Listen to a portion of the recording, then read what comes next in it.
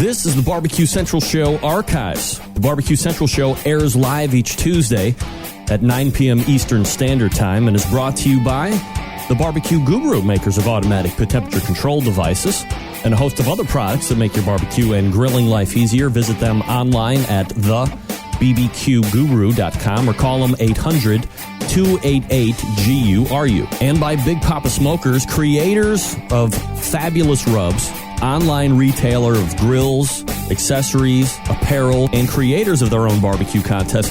Visit them online at bigpapasmokers.com. And by Butcher Barbecue, creators of injections and rubs, sweeping the nation, doing well in competitions and in the backyard.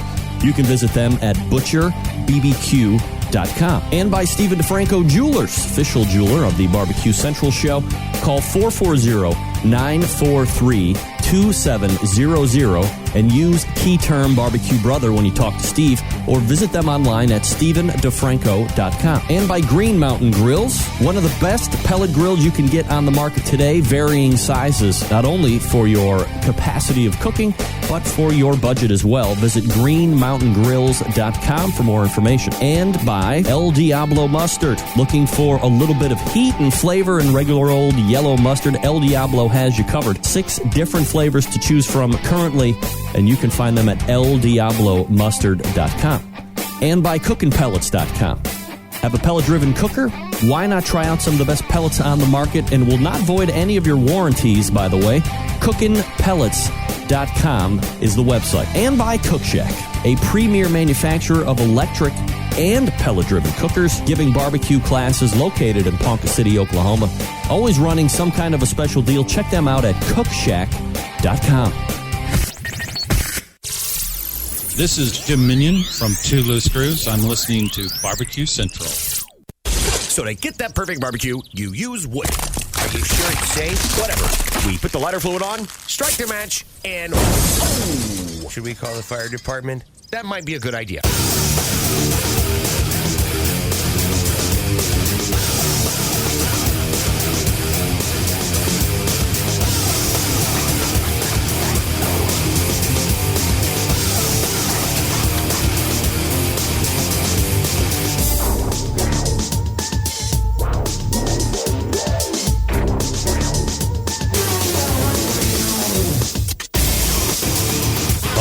Good evening and welcome to the really big Barbecue Central Show.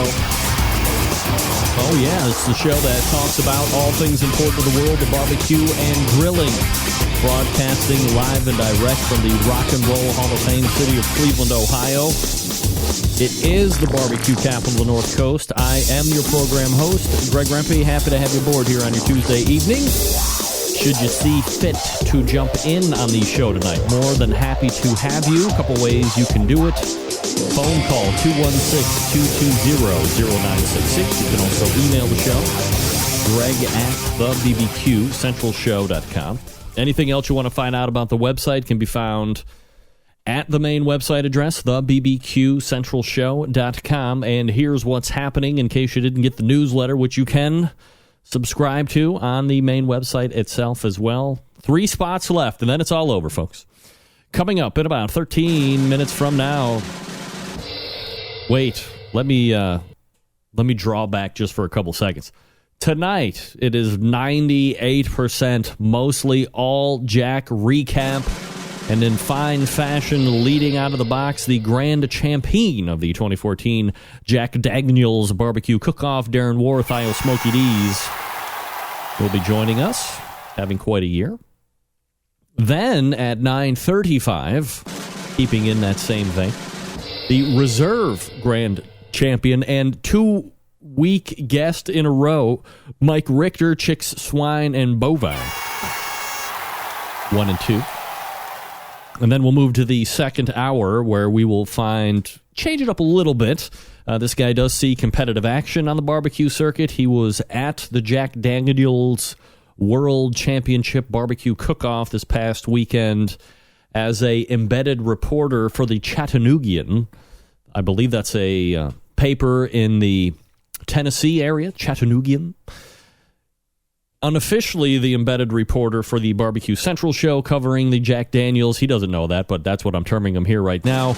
Loyal Centralite, again, competitive barbecuer and businessman, Steve Ray will be joining us. I figure here's a good way to, A, keep it Jack Daniles as much as possible. So we'll definitely get the competition side of things in with Darren and Mike, 1 and 2, respectively, as they finish in that competition this past weekend. But then in the second hour, in order to keep it Jack Daniels related, but maybe switch it up a little bit, not get too monotonous in the competition side of things from the competitor.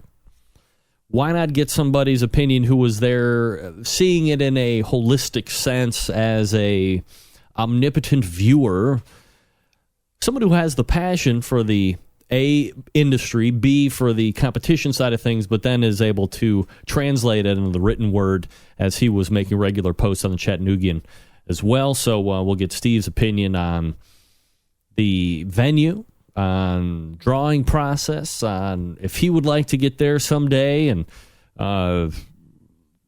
the ancillary contests and things that he saw going down. I mean, it's going to be a wild segment or two with Steve, so anxious to get to him in the second hour. Anxious to hear from you folks as well. 216-220-0966. Greg at the BBQCentralShow.com are your 2 bits of contact information.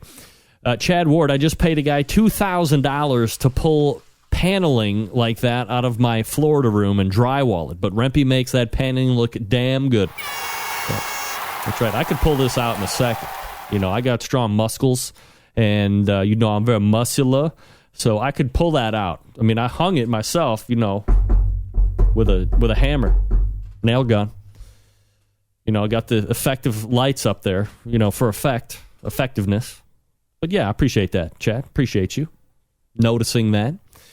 Welcome back to broadcasting again, my friend. Uh-oh. Well, I think in an effort to produce a better quality product in the video stream, in the stream realm, I amped up the resolution from 640 by 360 to 1080 by 720, which I guess is your standard first rate of high definition.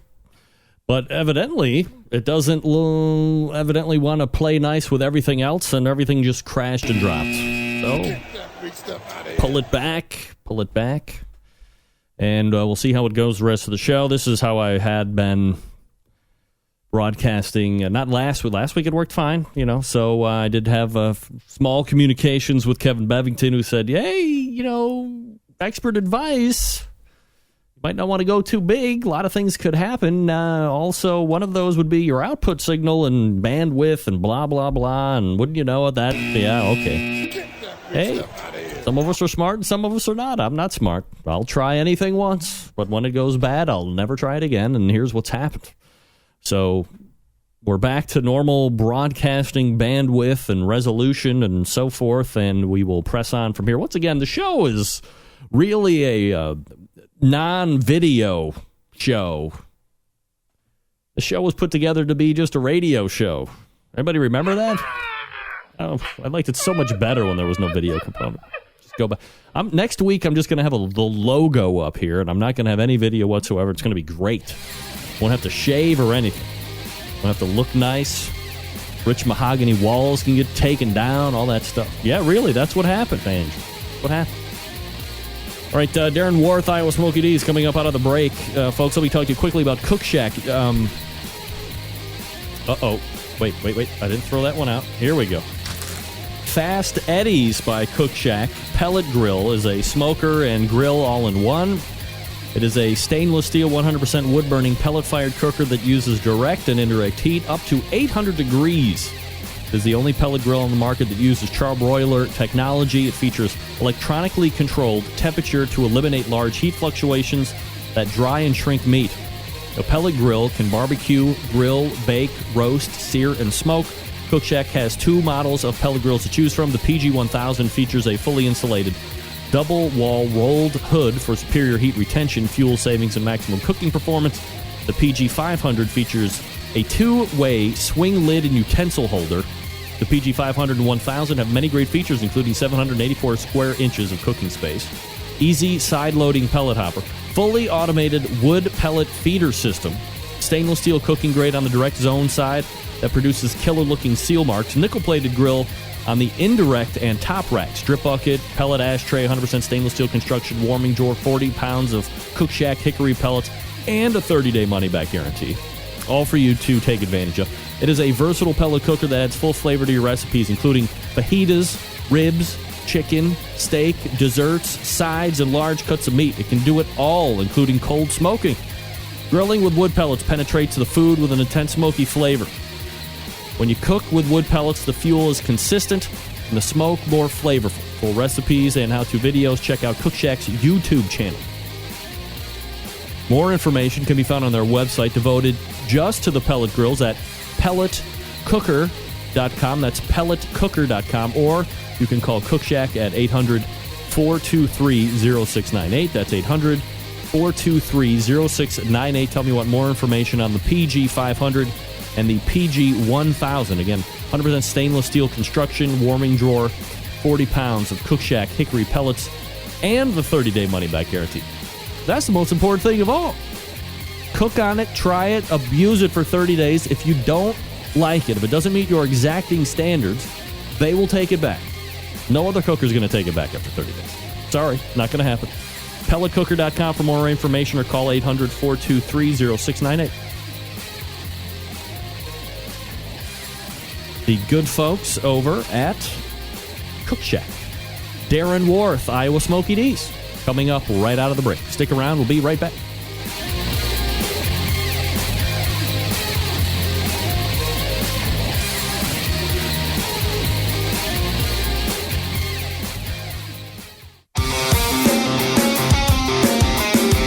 Broadcasting live from the BBQ Central Radio Network studios in Cleveland, Ohio. You're listening to the BBQ Central Radio Show. Once again, here's your host, Greg Rempe.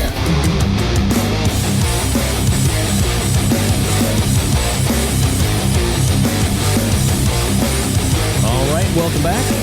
216-220-0966. Greg at the BBQCentralShow.com. This portion of the Barbecue Central Show brought to you by cookinpellets.com, your number one source for quality wood pellets. For all of your pellet-driven cookers, visit cookinpellets.com for more information or to purchase. You can also visit Amazon.com to purchase as well. Anybody heard of Amazon.com? Never. No, who are they? All right. Last weekend, one of the most sought-after contests took place, went down, came off, whatever adjective you like to describe it. And coming out ahead of all others, none other than Iowa's own Smokey D's pitmaster, Darren Warth, who happens to join me here on the show as well. Darren, how are you, buddy? I'm great. How are you, Greg? I'm doing absolutely fabulous, Darren. Appreciate you asking and, of course, making time for the show. Are you on your way back from the Jack Daniles? Are you already back? What's your logistics scene like? No, we're already back, and the meat is already trimmed and on my way to Arizona tomorrow to be in Laughlin, Nevada by Thursday. Wow. So you are going to be taking part in that, I guess, what is going to be a fairly substantial Laughlin-sized contest as well, right? Yeah, I'm not even sure how many teams are there, but, it goes that if I don't keep cooking, I've got a honey-do list that's probably going to catch up to me, so I'm just going to keep cooking. So you just plan on cooking for the next 30 years? Because I imagine if it's that big now, if you stop, it might never end. That's exactly right.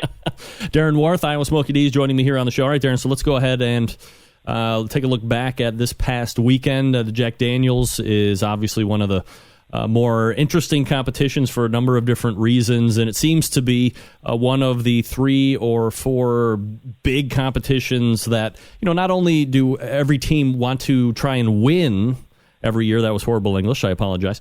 But this seems to be one that a team would like to win before they hang it up or put out the fires or whatever phrase you want to say. So coming down with the grand championship for the Jack Daniels this year.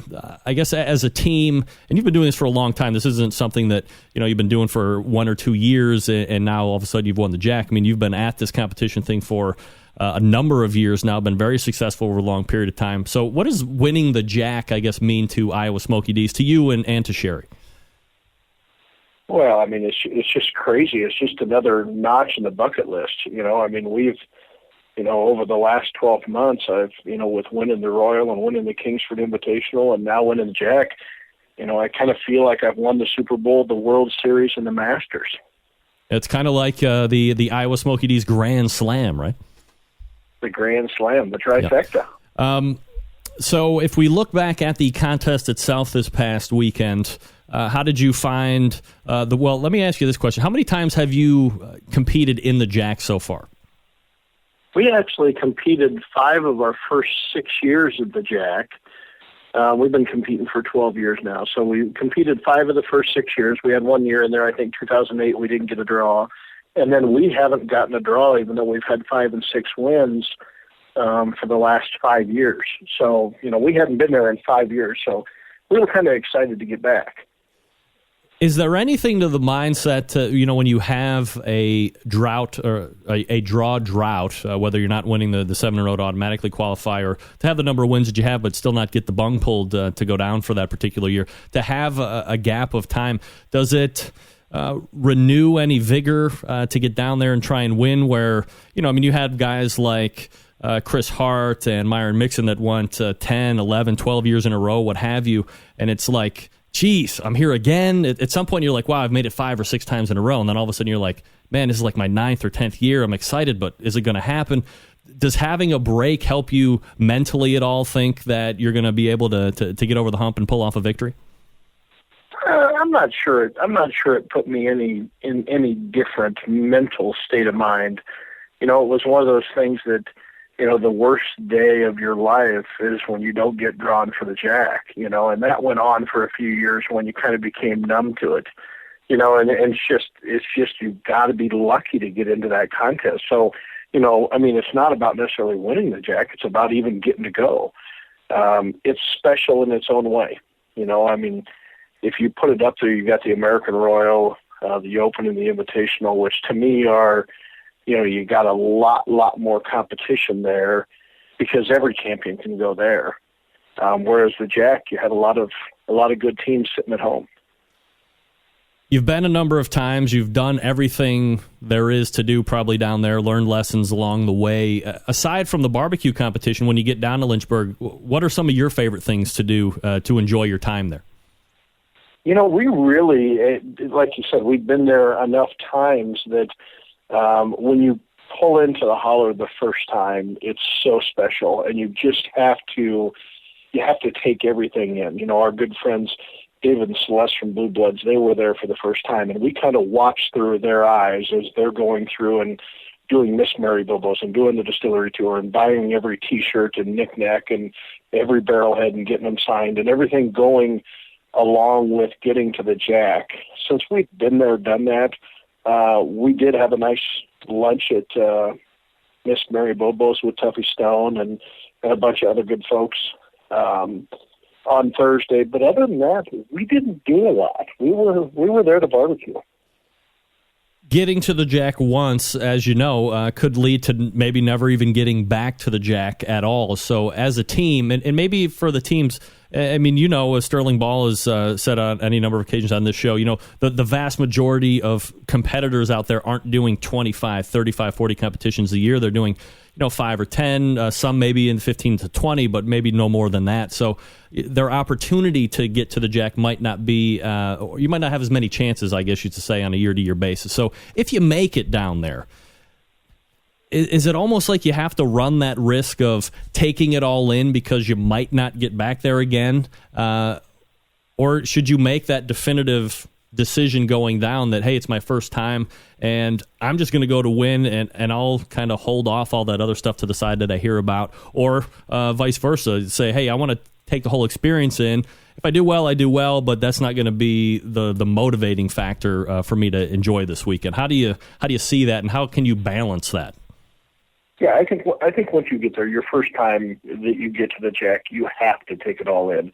It's all about the experience. Like I said, there's nothing more special than pulling into the holler, for the first time. And you go to a contest that, you look at the amenities of a normal contest, and the water's kind of sketchy and the electric's kind of sketchy, but and normally it's muddy. We, of course, had beautiful weather this year. The conditions haven't always been the greatest, but it's still special, and you can go take in all the local sites and just what makes Lynchburg. So the first few times you go, it's a matter of, hey, you just hope to finish up there. You kind of hope that, hey, it's like the American Royal. You want to get your feet dirty at the American Royal. All you want to do is hear your name called at the Jack. All right, so when we look at the competition itself, Darren, you finish first overall. You finish with a score of 694, just shy of 695, so a fairly decent score, although this year we've seen plenty of 700s, 701s, 2s, 3s, 4s, and 5s for crying out loud. Overall, how did you feel about the cook, and I guess how did you feel about your turn-ins as well? Yeah, we had a great cook, and we cooked so many times. It was our 33rd contest of the year. If we can't get good at it by then we probably ought to give it up. But, we had a really great cook. There wasn't anything at all. Our big thing is, what would you change about the cook? And there just wasn't anything that we would have changed after it went to the judges. But we know with all the celebrity judges, and this year, the addition, there was a lot of cooks judging there. Past world champions were judging there, and just all these people that you're going, I can't believe, it used to be all celebrity. It's just a big luck of the draw, so you just kind of, turn in your best stuff and cross your fingers and see what comes out. Yeah, I was going to say, when you say you've cooked 33 times or whatever it was, and if you're not hitting on all cylinders at this point, then, what are you going to do? But the judging is a little bit different than you would normally find in a lot of different competitions. But was it somewhat encouraging to you to see a lot more judges than it would be to have the, I guess, what you would consider untrained or non-experienced palates that you've seen in years past? Yeah, I'm not sure. I don't play much into that. I don't play into that much. I know a lot of people, when they show up to the contest, they're all worried about how many percentage of certified judges they're going to have and that stuff. I'm not sure how that really matters. It truly becomes, are you hitting that right table? And what happened, we saw a lot of good teams as we come down the stretch there that had two really nice calls that, I figured it was between 5 or 6 people going to win this thing. And we weren't one of them at that point. Start getting called for 10th place and 8th place and 6th place and whatever. And it got down to 3 places, and when they called True Bud, my wife looked at me and goes, who has this one? And I looked at her and I said, we do, honey. Don't worry about it. And we both laughed about it. We both laughed. But in the meantime, I had taken my 3rd place brisket trophy and I had handed it to my sister. I had my sister, 2 sisters, and my mom with me. And I handed it to her and she goes, what do you want me to do with this? And I said, I just don't want Sherry to break this. Just hold on to it. Well, then afterwards we kind of laughed because she says, you knew you were going to win. You handed me the trophy to get it out of the way. And I said, that was exactly what I did. Yeah, you knew it was coming, right? I just had this feeling. When True Bud got called for 3rd, that was the last team with 2 calls. I started coming back and saying, you know what, we've got a 3rd place brisket, but, we had a really good cook. We've been consistent all year long in the top 10. I just thought we had a great chance. So you get the overall call for Grand Champion. You've won the American Royal Open, as you mentioned, last year. You won the Kingsford Invitational last year as well. Now you're a Jack Daniles World Champion. Do you have any kind of rank on these 3 and how you see them? And it doesn't necessarily have to mean one is better than the other, but since you've been doing it for 12 years, do you have a rank for how you stack these up against each other, competition to competition to competition? Well, yeah, I mean, no disrespect to the Jack, but when I look at the American Royal win, and you look at the number of teams that are in there and the top teams in the country that are at the American Royal, there was only a handful in the top, 25 or 50 that weren't there. To me, as far as tough contest, the American Royal seems to be a lot tougher, and you got to be a lot luckier because there's 500 plus teams there.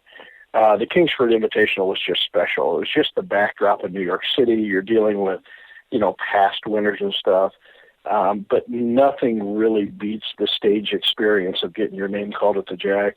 I mean, it's an experience that lasts for 30 and 40 minutes, with all the paparazzi there and all the foreign teams and international teams and stuff. It's amazing. It's just mind-boggling. So does winning this, and for the people that don't know, Darren, obviously very successful restaurateur as well in the Des Moines area with the Iowa Smokey D's restaurants. Do you see any pop in receipts over the weekend or this coming week or anything like that, or is it one doesn't necessarily correlate with the other at this point? Oh no, they definitely correlate. I was in the restaurant tonight trimming meat, and I mean, for a Tuesday night, which should be a normally pretty slow night in the restaurant business across the board, we had a pretty packed house, so, I mean, we've got a lot of customers that are big fans of barbecue, and they're waiting to hear, and they're calling, hey, what's going on? I mean, today I got a call from the Iowa State football coach that we do a lot of catering for, and he was just ecstatic that he had just saw, because, of course we had some, we were on the news yesterday, and we were on the second page of the Des Moines Register today. And so there's a lot of, that whole press thing comes out and draws a lot of attention to the restaurant and brings people in. Do you feel a obligation to be in the restaurants and to be available to do all this media? Do you think that's part that goes along with the winning?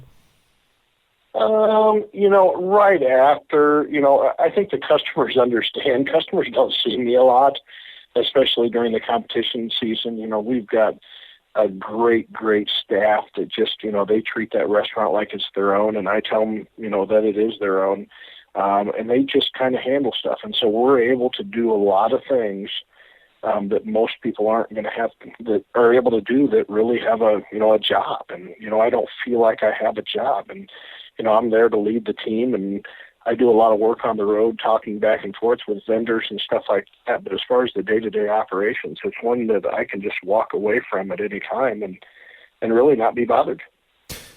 So you're going to be doing Laughlin this coming weekend. We're, oddly enough, coming rapidly to the end of the year. How many more competitions do you see Iowa Smokey D's competing in before you hang it up for this year? I think I'm flying solo this weekend in Laughlin. Sherry's going to take the week off and stay home and do some stuff with our daughter. So I'm going to do that. I'll be back on the next week from tonight, and then start prepping for a doubleheader down in St. James, Missouri, which we'll leave for on Thursday. We're probably going to take a week off. We may fly down to Plant City, Florida. It's one of our favorite contests. And then after that, we'll probably be off for a couple weeks, I would imagine, and then we're off to the King of the Smoker, which is out in La Quinta, which is, our next bucket list item. What are what do the kids think of competition barbecue, Darren? What's my daughter think? Yeah, what's she think? Do you think like you're crazy going around all the country doing like cooking barbecue? Is she in it? Does she have any type of do you see any type of a desire for her to want to get into that at some point? No. I mean, she used to be with us every weekend, until she turned about 16, and then she really didn't have a lot of interest in it. She was on the edge because, of course now she has a real-time job, so she was thinking about taking off her job and coming down to the Jack, and she's kind of kicking herself for not doing that. But no, she doesn't really have much to do with, she's not in the restaurant. I really didn't want her to be in the restaurant business. She's a graphic designer. So, she's happy when we come home. But anymore, we're gone so much that she doesn't complain too much when we're gone either. So you got King of the Smokers coming up end of the year. Obviously, you are a Big Papa elite team as well. Are you surprised that this West Coast offense, I mean, it's really kind of taken over flavor profiles. A lot of the teams out there, whether they're top teams or not, are using some form or fashion of a West Coast offense. Are you surprised, as someone who has used different flavor profiles over the years, how much of a stronghold this thing has taken on over the last year and a half or so? It really doesn't surprise me so much. I mean, it's great. This stuff is great. I mean, I used to go back, and I still use some Smoking Guns Hot in my flavor profile, but it used to be in the olden days, I'll call it, 7, 8, 9, 10 years ago, it was Smoking Guns Hot and Head Country, maybe a little Cimarron Docks in there, and it was Blues Hog and Head Country for sauce, and that was it. And now Sterling has just come up with it, and Stephen Franklin, with the whole Simply Marvelous thing. They've got some really great stuff that matches not only in competition barbecue, but I don't have any other spices in my spice cabinet at home. I mean, everything is just absolutely wonderful, and it's done great, and there's some great new sauces out there too. I was just going back and forth with Rub from Swamp Boys Barbecue. I mean, that's a sauce that has hit the market running. I mean, it's in our profile. We love it. It's just crazy. I'm finding myself, instead of mixing 5, 6, 7 sauces together to come up with something, I'm dumping sauces right out of the bottle. To me, rubs are one thing, I guess, but sauces are literally a dime a dozen. You can go to a grocery store or anywhere and find 50, 60, 70 sauces on the shelf at any given point. So to get into the market, as Rub has, and to hit so huge, so quickly, kind of maybe unsuspecting, but I probably goes to show the quality of the product, and you've been around sauces for a number of years. What speaks to you about this sauce being so good? Well, it just, his sauce really has, and I don't want to compare it to Blues Hog, but that's kind of the standard in the market. That's the standard in the competition market. I mean, you're gonna find that in almost everybody's toolbox that's there, but it kind of gives you less of a twang to it. It's a lot thinner sauce. It's just amazing flavor, and I just love the idea that I can just take that sauce and dump it right out of the bottle onto food and turn it in and win. Darren Warth, Iowa Smokey D's pitmaster, the now reigning 2014 Jack Daniles champ, and will be heading to Laughlin. So everybody out there, beware. He's coming for 2 weeks in a row of wins. Darren, always appreciate the time, man. Thanks for coming out. Thanks, Greg. You got it. There he is. Darren Warth, Iowa Smokey D's. Jack Daniles Open winner, Kingsford Invitational winner, both last year, and now your 2014 Jack Daniles champion. Where, if you were Darren, where do you rank those wins if you were him? Which one would you hold most dear? Interesting question. I'll look for some reaction in the chat. Hit me up if you're listening to the podcast on email. Let me know. You were a competitive barbecuer. You won the American Royal Open, the Jack Daniles, and the Kingsford Invitational. Which one would mean the most to you? How would you rank them, 1, 2, and 3? If you didn't know, right now, Big Papa Smokers is the one-stop shop for anyone interested in barbecue, featuring a comprehensive selection of all American-made grills, spices, sauces, accessories, even a kit that gives you everything you need to make world-class smoker out of a 55-gallon drum.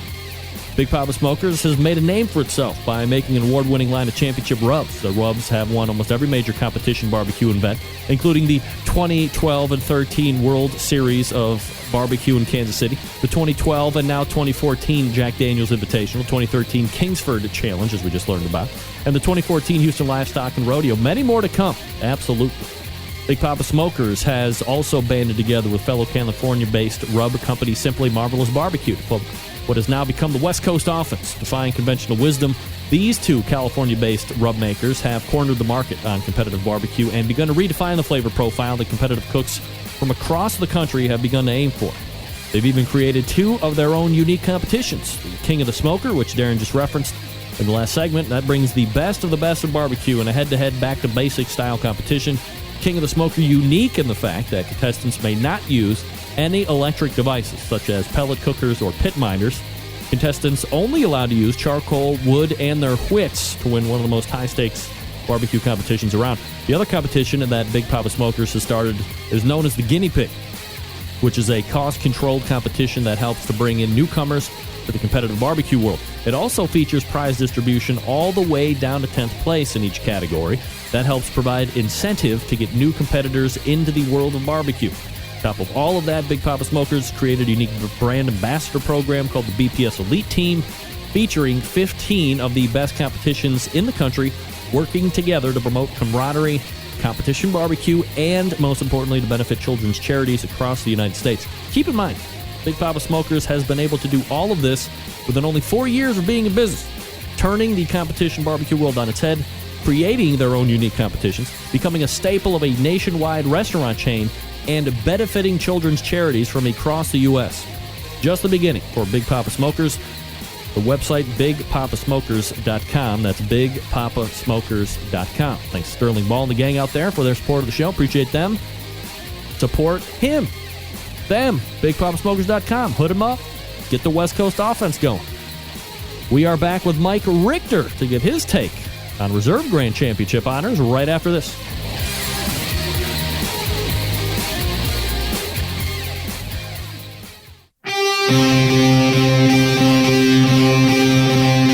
Get in the smoke. Call 877-448-0433 to get on the air. Now, here's your host, Greg Rempe.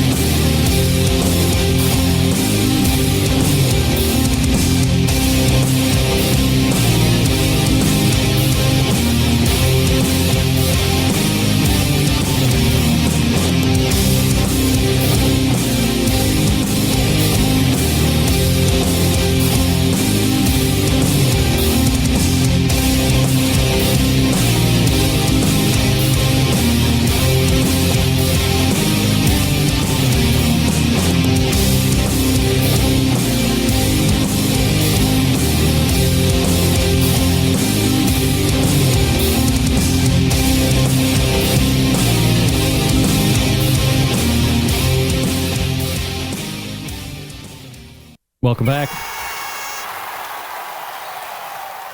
Welcome back.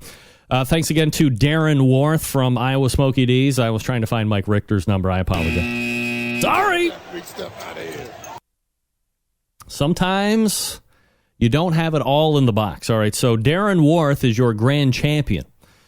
What's next to grand champion? Of course, it is the reserve grand champion of the 2014 Jack Daniles BBQ competition world champion. Chip, Mike Richter joins us on the show again. Mike, how are you, buddy?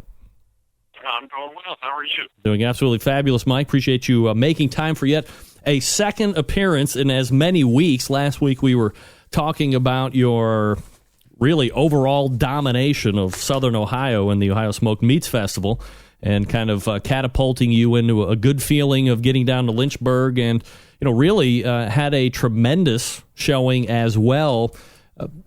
Are you surprised you dominate Ohio one week, you come right back around and almost take grand championship honors at Jack Daniles? Are you surprised you're cooking this well, or are you expecting it at this point? Well, it's been pretty good.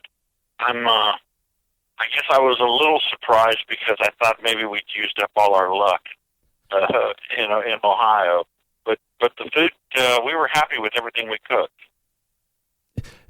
At this point, how many competitions have you cooked this year, Mike? I should know that. I don't know, 20-some. All right. So, cooking a wide swath more than the majority of cooks that are out there right now. So, at 20 plus, probably approaching 30, does luck have anything to do with, look, we're not talking about tables. That's a whole different thing, right? But when we're talking about process and what you're doing weekend in and weekend out, does luck have anything to do with it at this point, or are you just locked in and it's business no matter where you're at? Oh, I think there's always a little bit of luck involved, because I'm a believer in it. When you're cooking almost every weekend, things do tend to fit together well. You're Tuffy's one to always say it's, you have to be able to deal with catastrophe. And it always seems like there's some kind of hiccup that comes along. This last weekend, there wasn't. I mean, this was the nicest weather I've ever seen in Lynchburg for the Jack. I mean, it was awesome. How many times have you been down there, Mike? This was our fourth time, I believe. All right, and best finish to date then? Yes. With prior to today, 6 was our best. So, yes, prior to this past weekend. All right, yeah, bettering by 4 positions. When you look back over the weekend, Mike, aside from the weather, how did the cooks go? How did you feel that your turn-ins were stacking up? I guess maybe if you could, how did you feel your turn-ins were this week compared to the week before where you won 3 out of 4 categories? That's a tough question. I actually thought our brisket was better. And I thought our ribs were better in Nelsonville. Shows you how much we know, because that's not how they scored. But I mean, I was pleased with everything that we turned in. I mean, I wasn't ashamed of anything. It was a good cook. You know, I just had Darren Warth from Iowa Smokey D's on, the grand champion, and we were talking a little bit about the fact that this year there seemed to be noticeably more cooks in the judging tent, where in years past it had been widely stacked with food journalists or bloggers or celebrities, people that you don't normally associate a experienced competition barbecue palate to be judging the barbecue turn-ins or the meat turn-ins. This year he said, man, I noticed there were more judges, or not judges, but there were more cooks in the judging tent. Did you find the same thing, and how does that make you feel as a competitor when you can see kind of the faces that you see on a weekend in, weekend out basis in the tent? Well, it makes you feel good. I mean, there's some of the, a good amount of the judges were cook teams. There were several teams that were not competing, that were previous champions, were serving as judges. I guess for them to like your food is pretty awesome. That's pretty cool. And I think they also appreciate what everybody does maybe a little bit more than, there's always those folks that say the judges need to cook with teams and everything else. And I don't know, we want to get into all that right now. But I don't know, I guess just appreciated more of what the teams are going through. I mean, I don't know. The scores were pretty high. There wasn't the 700s, but they were good scores. I mean, our chicken was 46 with a 160 something. So that's a pretty good score. Mike Richter from Chix, Swine and Bovine joining us here on the show, recounting his reserve grand championship take at the Jack Daniles this past weekend. Mike, you've been down there a number of times. When you remember the first time you got down there and then when you settled into the holler this past weekend, what have you learned down there, and what do you make a point to do maybe every time you're down there, and what have you done once and been like, yeah, done that, not going to do it again, let's focus on something else? Well, I'm a big fan of Miss Mary Bobo's. That's a local tradition. It's a restaurant there that the building dates back pre-Civil War. Actually, Lynchburg does it, everything was there. So you go in there and you listen to, there's like a hostess for each group that goes in, and they, go over the history, and it's just very interesting. One of the things that I no longer do, I don't go on the hill. I try to, not that I won't go back up, but you're there, and it's such a huge contest. I don't want to go on Friday night and have a couple drinks, and then think, well, I'll be okay. I can have a couple more, and then mess up my cook. So I choose not to go back up on top of the hill on Friday. This year, my wife, actually, before we left Ohio, she had hurt her back, and we're not quite sure what happened. But Scott Nelson from Pigskin, Yep. who is a chiropractor by trade, Yep. got her through the weekend. He came over and helped get some adjustments for her. She was in pain. She was at the doctor today, and we're going again tomorrow, but we're hopefully seeing the light at the end of the tunnel. But had Scott not come by and helped, I just don't know what we would have done. Once again, barbecue folks are the best. You know, what can we do to help? He's asking how she is, checking on her all the time. I mean, it's a wonderful group of people. Absolutely. So where does the Reserve Grand Championship at Jack Daniels this past weekend rank in, I guess, not only this year, but, you know, maybe it's not the Grand Champion that you were shooting for, obviously, but where does this rank in all the other wins and great finishes that you've had over the years, Mike? Well, it's a big deal. It's a huge deal. Would I have liked to have won? Absolutely.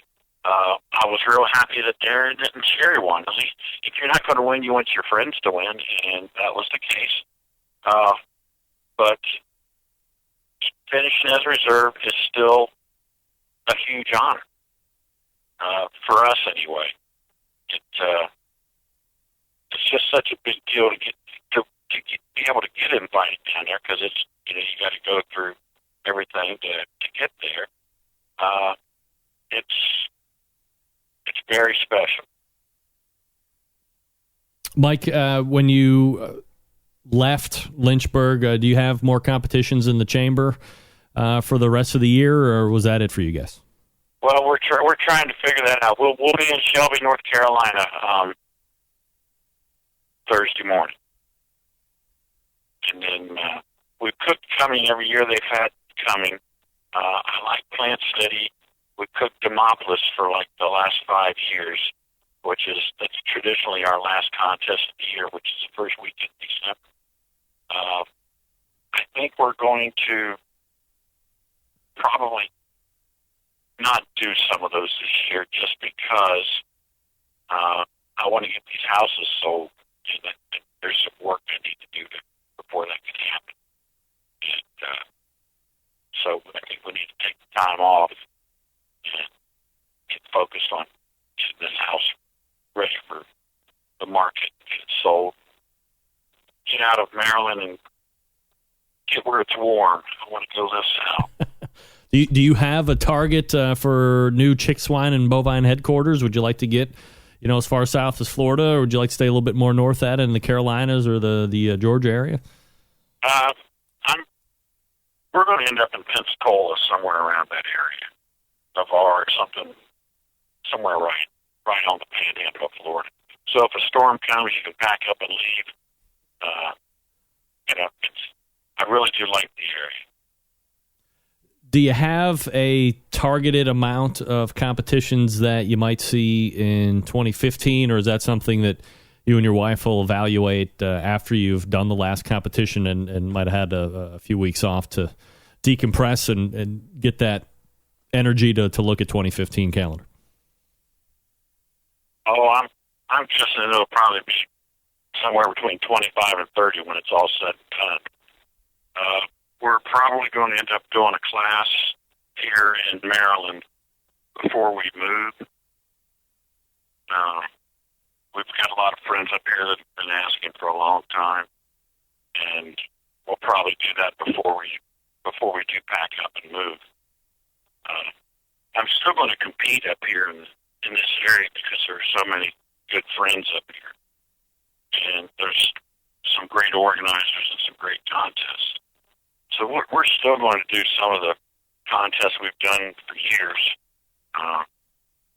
One, to help support them to keep them going, and two, it's, there's camaraderie with the people that live here. We've got, there's a young man that we've kind of adopted, or he's adopted us, however you want to look at it, that has some significant health issues that lives here in Maryland, that we're not going to move and not still stay in touch and see him.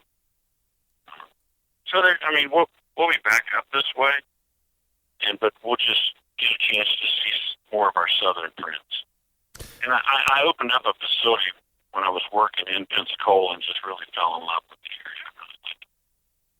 And probably much better winters, even though it can get a little chilly there still, but nothing nearly as bad. Mike Richter from Chix, Swine and Bovine, your 2014 Jack Daniles Reserve Grand Champion, having quite a great year, and especially the last 2 weeks. Mike, always appreciate the time, and we'll talk to you soon, buddy. All right, you have a great one. All right, you too. There he is, Mike Richter, Chix, Swine and Bovine. Won 3 categories in Southern Ohio, Nelsonville to be exact. Won 3 of 4. Then turned around a week later and took Reserve Grand Championship at the Jack. Yeah, that's a pretty good 2 weeks. Yeah, that's pretty good.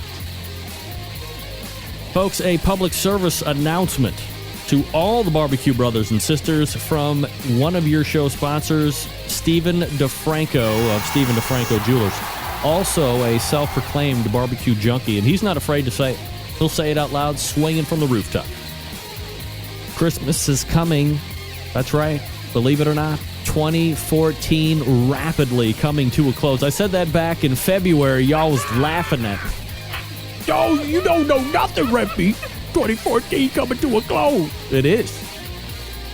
Next weekend, this coming weekend will be November 1st. Suck it.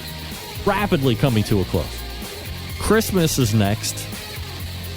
Don't do the bullcrap gifts that you always get. No new clothes, no crappy ties, no liquid smoke flavored barbecue sauces or anything like that. No. How about watches? Like bowlable watches. Why spend a ton of money on one if you don't have to? Steve makes it easy. You're not going into the big box stores. You're not going to be dealing with some punk ass, the bad suit on, looking to jam commission money into his pocket because you've told him what your budget is and what you're looking for cut-wise. He's like, yeah, I see you more in this. I see you more in this rig because, it's what I want you to buy. That's not going to happen at Steve's place. You're going to call him at 440-943-2700. You can also visit him on the web, StephenDeFranco.com. You guys are going to start a journey together once you talk to Steve. You ask for him on the phone. You say, hey, I live in Florida. I live in Texas. I live in L.A. Rempy says for me to call you, so I've finally broken down. I'm going to call you. And he says, hey, let's have a conversation. What are you looking for? What kind of emotions are you trying to convey? What's your budget? Do you really want to spend that much? Do you want to spend more? Do you want to spend less? Here are some ideas. They're a wedding ring, an engagement ring superstore. They got a whole bunch of stuff that you're not going to find at a lot of these big box jewelry stores. Plus, you're going to get the personal time and attention you deserve. If you are in the Cleveland area, I highly suggest going in and visiting with Steve in person. But you can do it online as well and on the phone. He's going to take just as good of care of you on the phone, ship it to you for free, give you all the warranties, all that good stuff as you would if you were be able to visit in person. I only deal with Steve in person because I can, because I live here. 440-943-2700, StephenDeFranco.com. We're back to wrap the first hour right after this. Stick around. We'll be right back.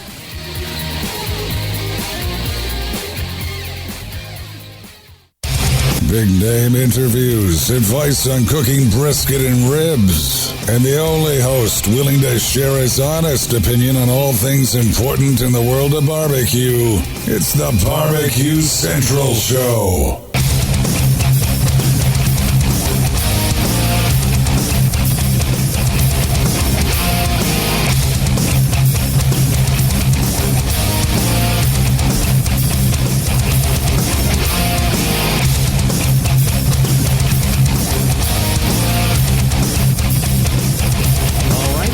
216-220-0966. Greg at thebbqcentralshow.com. A little bit earlier, I asked, how would you rank the Jack, the American Royal, and the Kingsford Invitational? Diane Me, Kingsford, Jack and Royal. Wow. Don G, American Royal, Jack and Kingsford Invitational. That's how I would rate it, by the way. Scott. Sylvie Curry, American Royal, over 500 teams, including the Invitational teams. Jack, then Kingsford. Patrick Paquette, rejecting the premise. One is over the other. But to play the game, Jack first, American Royal second, Kingsford third. Kingsford not doing great. Is there a Kingsford Invitational this year? Who knows? I have not heard, but I know somebody that I can talk to about that. I'm going to go out on a limb and say that maybe they're not doing it. I haven't heard anything about it. Maybe it's gonzo. Let me see if anybody else is in here. Vote Mike Richter and David Qualls for the KCBS Board of Directors, says Patrick Pete. Diane Me say Mike is riding the show karma, undoubtedly. All right. Beautiful. Mike, again, saying on the show, he said it last week, too, that he was going to be making a run down south. Out of here. Out of here! Second hour coming up, we have the 11 most haunted watering holes. Steven Reichlund's top 10 meat cities. Steve Ray will be coming up talking about the Jack Daniels from a media perspective.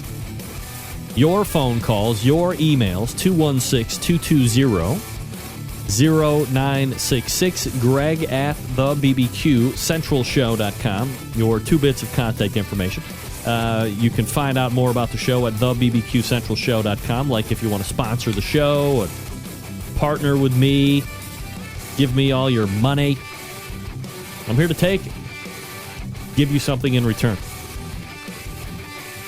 All right, we'll reload for the second hour. It's great. Lock in. Tell all your friends. Share it on the Twitters, the Face Twitters, the Bookvilles, all that stuff, the social medias. Get it going, ladies and gentlemen, because we're going to have a fun second hour. Your participation included. We might have a giveaway at the 10:35, depending on how things go with Steve. So stay tuned, lock in, let everybody know you're watching and enjoying the Barbecue Central Show. We will be back in 35 seconds to a minute. Stick around.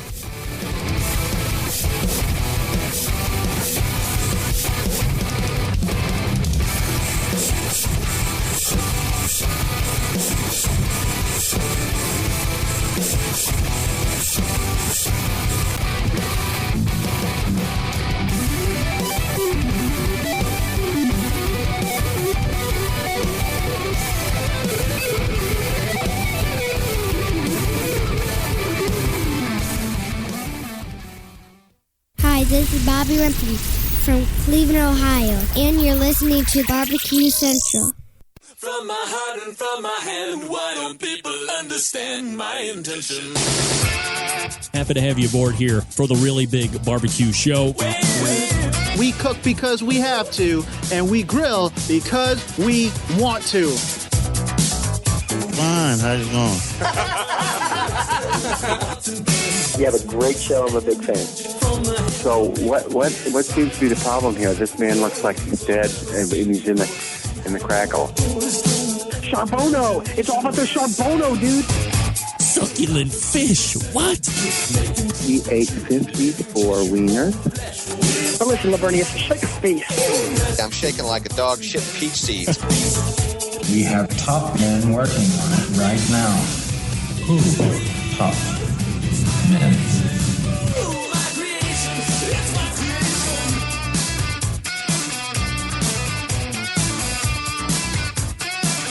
All right, just like that, we are into the second hour, ladies and gentlemen. Hey, everybody. Good morning, everybody.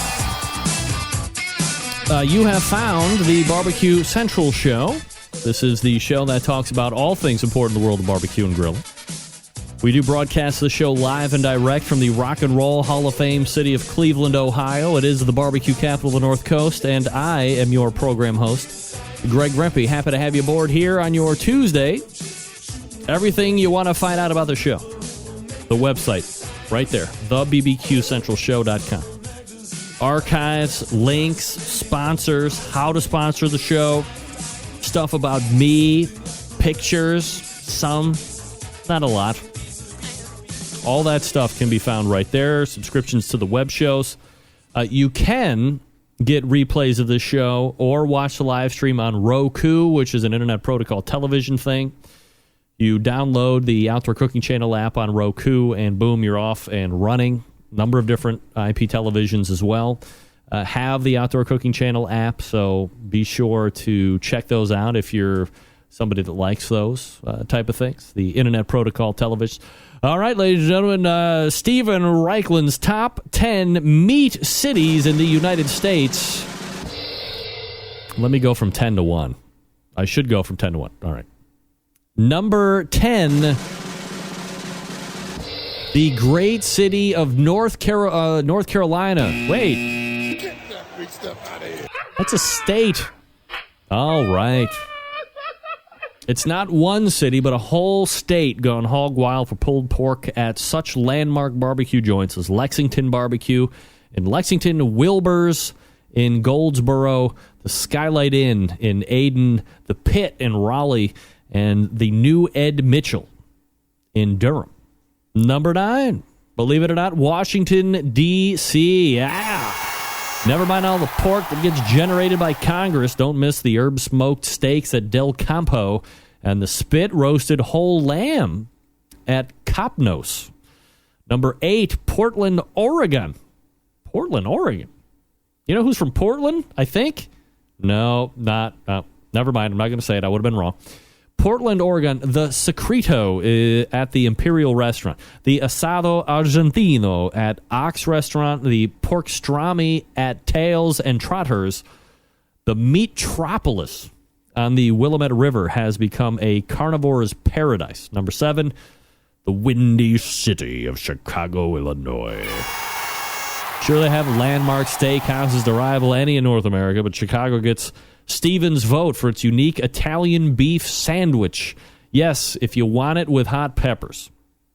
Number 6, a little barbecue place called Kansas City, Missouri. John Russell's, Q39, the local pig joint, not to mention such local classics as Oklahoma Joe's. When it comes to barbecue, Kansas City still rules. Number 5, gotta get dirty, Atlanta.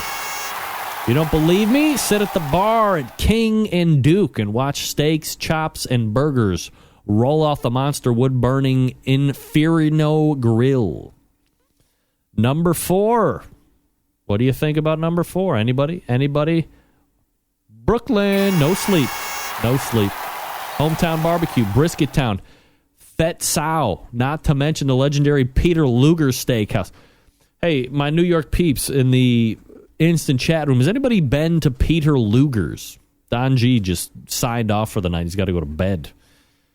I've heard on no less than 5 or 6 different accounts that Peter Luger serves their steak in like a deep dish plate, and it's like in butter soup. It's covered like in butter or something. Is that a myth? I've heard that from some reliable sources that it gets served up in an au jus, if you will. I know you will.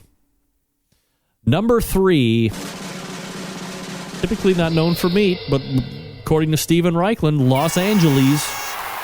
Usually one associates Los Angeles with vegetarians and vegans and non-meat eaters and people you can see through.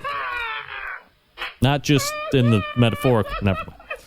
The Italian steakhouse on Melrose, Ci Spacca, may serve the biggest steak in North America.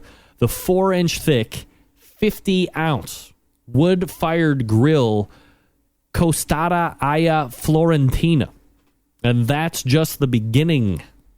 Celebrities spend money on the best meat. Dude, 50-ounce wood-fired steak. I'm no genius, but I believe 18 ounces a pound? I mean, that's damn near a 3-pound steak, right? Holy love of Pete. Who's eating a 50-ounce steak? Patrick, just a steak for you? What? No way. 16 ounces per pound, yeah. Wow, that's right. So, just a shade shy of 4 pounds, like 3.7 pounds or something. 3.125 pounds, Rub. Thank you. Rub also playing mathematician tonight. Props on the sauce, Rub, by the way. Getting love from all over the country on that sauce. Could probably do shots of it from what I hear. Travis Clark is in the house, by the way. He wins a lot. Travis Clark wins a lot. Number 2 for the meat cities. You know where we're going here. Down south, down central Dallas, Texas. Just 2 words for you. The Brontosaurus ribs at the new Pecan Lodge in Deep Ellum. I know where Deep Ellum is.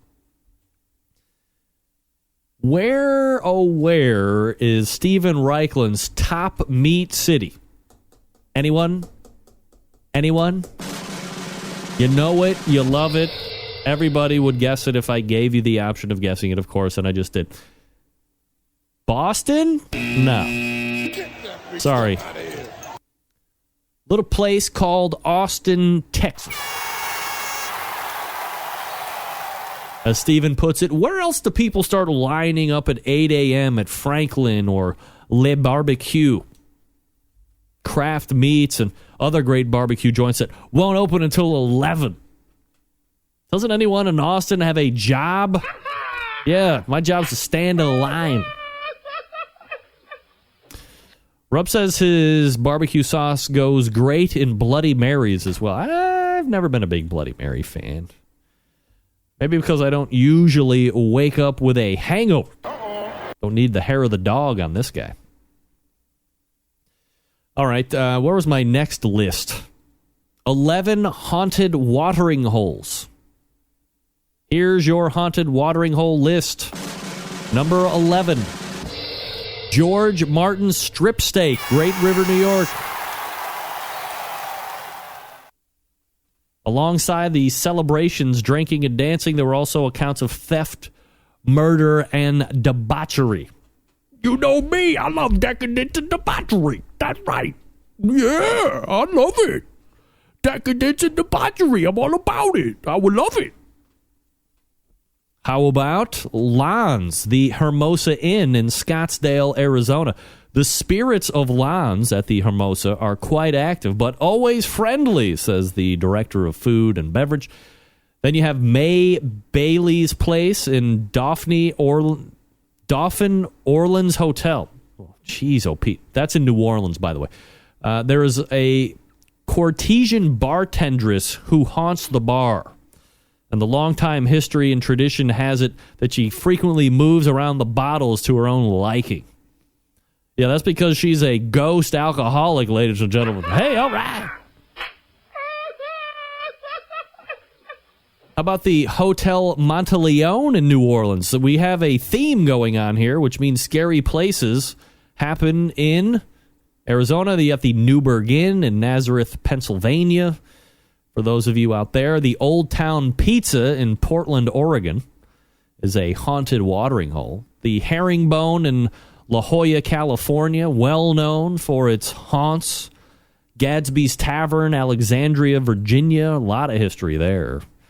The Inn and Spa at Loretto, Santa Fe, New Mexico, and rounding out the top 11 most haunted watering holes, the White Eagle Cafe and Rock and Roll Hotel in Portland, Oregon. A regular at the hotel who stays in room 2 said his wife saw a lady flying around the room with a candelabra in her hand. You might be asking yourself, why am I giving you a list of haunted watering holes? Because, folks, didn't you know on Friday it's Halloween? Yeah! It's my favorite holiday where I can watch grown people over the age of 10 dress up like douchebags. Love it.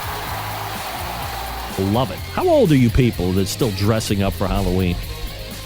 When you're 12, that's it. Sorry. Stop it.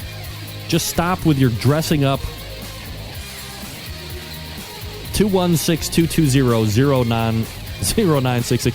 Angela Iverson, way too many sexy costumes. Yeah, I mean, I get it. Come on. Who you kidding? Let me talk to you about the longest-running sponsor of the show. Not familiar with the Barbecue Guru? Let me tell you about it. The little beauty. Keeps that pit running at a set temperature all the way through the cook. For instance, maybe you are like me, a busy working professional, or maybe you were like me, constantly on the run with kids doing errands. You just didn't have the time to set around and pretend that you had wanted to set pet temperatures all the time by hand. Forget it. The Guru allows you to throw on a pork butt, a brisket, a couple slabs of ribs, and you're off to do whatever it is you need to get done, and the Barbecue Guru maintains that pit temperature you set it at. It's currently a couple different models to choose from. One of the most popular ones, the highest level, is the CyberQ Wi-Fi. The entry level is the Party Q. Party Q starting at $149 for most cookers. Easiest point of entry in a pit temperature control device. A self-contained package that runs on AA batteries and has recently got a facelift. This thing is absolutely spectacular. In the market for a cooker, look no further than the Onyx Oven. The Onyx Oven has been winning on the competition circuit as well as in backyards for many years now all over the country. It's a fully insulated unit, holds a ton of meat, accommodates half and full pans for food service, and works seamlessly with any of the Barbecue Guru pit temperature control devices. Do yourself a favor. Head on over to Barbecue Guru, thebbqguru.com, and check out all their products. If you have any questions about what to order, call them directly. Don't guess. Call them 800-288-GURU. They will make sure you're outfitted with exactly what you need to get you up and running right out of the box. 800-288-GURU or thebbqguru.com. We are back with Steve Ray. Jack Daniles Revisions. Right after Tales and Regalia. We are back right after this. Stick around.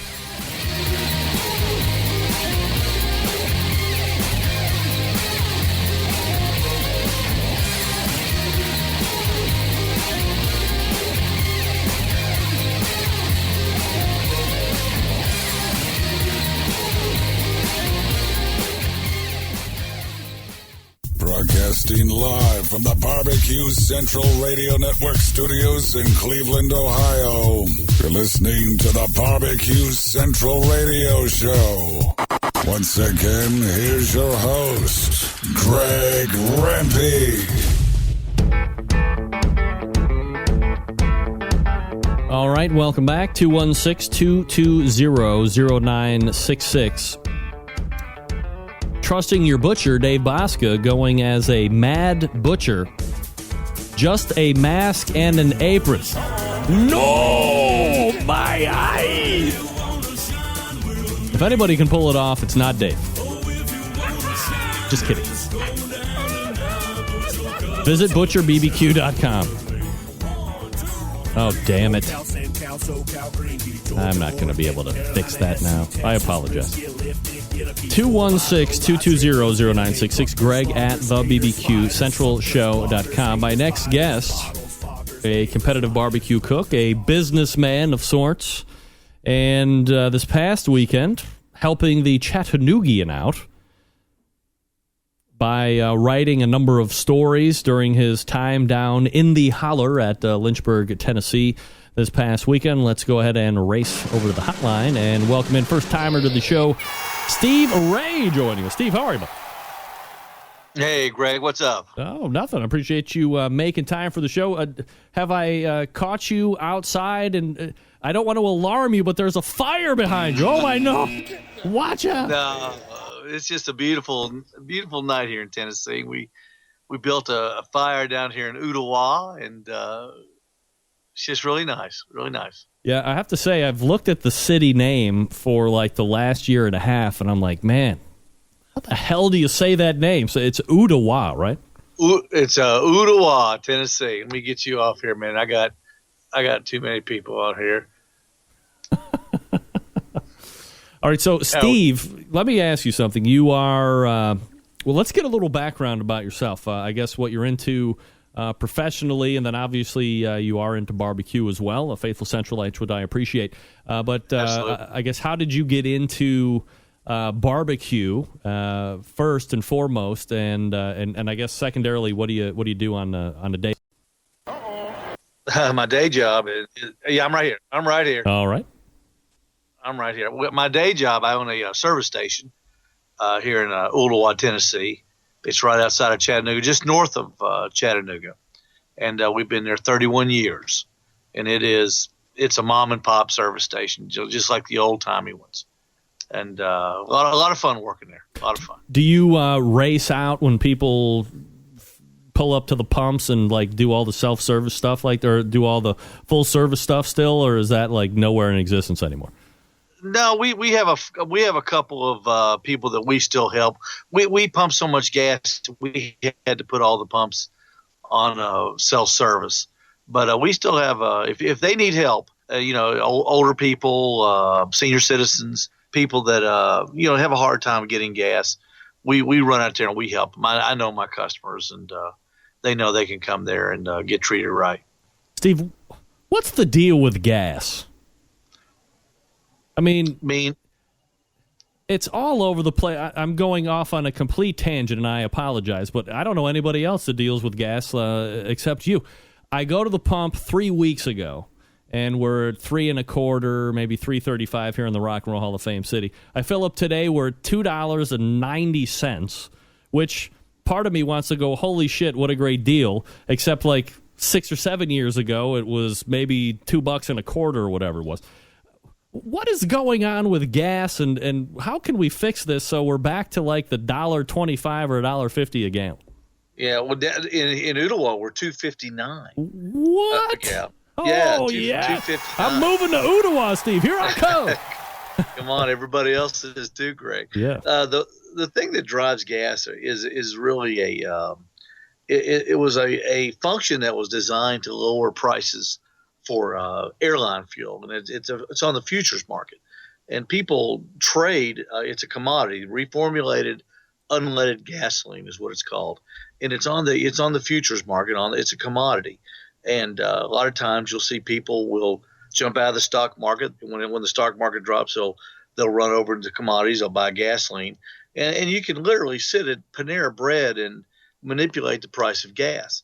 The problem we have now, and it's not a problem. It's a good thing that we have started drilling oil in this country, and we've got so much now that there's a literal glut on the market, and it's the old thing where demand is not is less than the supply, and then that drives it down, and that's a good thing, and that's why we're seeing these cheaper prices. And man, I tell you what, Greg, I hope we see them, and I hope it, I hope it goes down. I hope it goes down again. I was watching CNBC the other day, and they were trying to say why low gas prices were bad for the economy, but I just can't see it. No, I just can't see absolutely not. The lower the better for this guy, and we'll hope it continues to go down. All right, Steve. So apologize for the divergence there.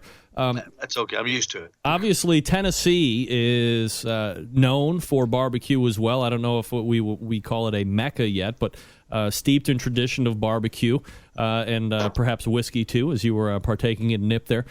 How did you get bit by the barbecue bug? Is that something you just grew up around in and continued on? Is that something you got in later in life? What's your deal? No, Greg. 3 years ago, I didn't even know a barbecue contest existed. Really? And I had no idea. And I was on the couch chasing channels, and like a lot of people, came across Destination America, and they're running a pitmaster marathon, and I put the remote down and started watching it, and it amazed me. And I called my wife in the room. I said, watch this. I said, this is incredible. They're cooking. Of course, this was season 1, season 2, and I said they're cooking, and people are judging their food, and they're winning money. And I said, look at these festivals. And I was talking to some of my friends that come in the service station every morning, and I said, hey, have you seen this? And they go, yeah, we've seen that. And I said, well, there's one up in Cleveland, just up the road, Cleveland, Tennessee, actually. It is just 10 miles from Ottawa. And we got a team together, named it Owl's Nest BBQ, bought a smoker, and drove 10 miles up the road. And we just got, literally bit by the bug. We had a great time. Met Myron Mixon, met Johnny Trigg, met a lot of great people, nationally known, locally known. And I couldn't believe the sport. I just couldn't believe it. Steve Ray joining us here on the show, pitmaster of Owl's Nest BBQ. Steve, when you get into it, getting into it 3 years ago, way different than it would be getting into it 13 years ago. Internet not as prolific as it is these days, nowhere near the amount of cooking classes. You probably would have had to take Ray Lampe's cooking class, and that was probably the only guy doing cooking classes back then. Mm-hmm. How have you been able to, or what are the tools that you have used to ramp up your learning curve? And you've seen success in the 3 years that you've been doing this as well. Yeah, we've gone to as many cooks as we can. We've all got those 3-letter word jobs that hold us back. In July, I went down to, I think it was June or July. Rub Bagby had a class down in Calhoun, Georgia, which is just 40 miles south of here, and I went to his class, and it was a great time. And it was funny. I heard Darren talking about Rub's sauce. He was giving it away to us, and it is a great sauce. We used it in a competition in Cleveland this year. We went back and we did pretty good, but Rub was great. Took all the time in the world for us, and I've just read a tremendous amount, Greg. Everything I can get my hands on, I've read every book, all the cookbooks, Myron's book, Bob Lilly's book, Mike Mills's book, anything that I can maybe look to get an edge and to kind of emulate these fellas. We've tried to do that. All right, so this weekend, as I'm sure you would love to have gone down as a competitor, the Jack Daniles, you went down. Did the Chattanoogian just hire you on as as a contractor to post stuff while you were down there? Yeah, I'm what they call a stringer. John Wilson. It's a Chattanoogian.com here in Chattanooga. It's one of the first online newspapers in the United States. It's a fantastic newspaper, a fantastic place for information. I help John out when he has stories in Ooltewah, my little area of Chattanooga. I help him out gathering pictures and information. He was kind enough to let me use the Chattanoogian.com to get my press credentials, which the people at the Jack were just fantastic. Nikki and the girls that worked the public relations for Jack Daniles were great. And I wanted to go there, and I wanted to experience it, and I wanted to have everything that I wanted to see. I wanted to be able to walk in anywhere, and that press credential did that. And, so, man, we had a great time. What kind of an agenda did you have set up? Did you consult people that had been down there a number of times, or did you consult other journalists or media types saying, I'm going to be down there for this number of days? What should I see, or what stories should I unfold or uncover while you're down there? No, my degree is in journalism. I went to school at the University of Tennessee, as Michael McDermott and Mike McLeod also. I preceded them. Same school journalism at UT. I was looking at an angle. I looked at the standings. One, Tim I kind of likened it to a baseball playoff, a football race, a place where these 3 guys or 4 guys, top 5 guys, were in a points race, and they were all meeting at the same place because so many times they go to different, they're not cooking against each other, but at this particular place at the Jack, they were cooking against each other, and I thought that was a great angle to look at. Was these guys are lining up, and they're going to mano y mano, so to speak. And I picked Donnie to hang out with because I've met him a couple times, Donnie Bray with Warren County Pork Choppers. I met him a couple times and interviewed him a few times here in Knoxville at a competition we did. And, of course, he was number 1. And that's why I kind of interviewed him and kind of, hung around with him on Saturday after the cook, getting his thoughts. Of course, Donnie finished 67th, and not the best cook he's ever had. But that's kind of the angle I was taking. Yeah, so I'm interested because you were able to hang with him and kind of get an insider's view or vantage point of, especially of his particular cook. As you said, here's a guy who's leading KCBS Team of the Year points race currently, finished second in a hotly contested Team of the Year race just the year before against True Bud Barbecue, ended up winning overall Team of the Year. When he has a 64th finish, how does he chalk that up? Were there things that he pointed to and said, I didn't have the tenderness here, or the flavor wasn't here, or does he just chalk it up to the fact that, unlike a lot of other competitions that he normally takes place in, the Jack is a different judging monster, and he attributes it to that? No, I didn't get a chance to talk to him after the competition because the award ceremony goes on so long that I had to file my stories at the end of the ceremony. But I did spend about an hour and 15 minutes with him right after his cook. And what he said was interesting. He said this was his fourth competition at the Jack. His best finish ever was 9th. His highest call was 5th. And I asked him, I said, what have you done this year that differentiates between the other 3 years? He said, this year I'm taking it more seriously. And he said, not that I didn't, not that I was goofing off the last time. But he said, but this year he really wanted it, and he really wants to win the points race for the KCBS.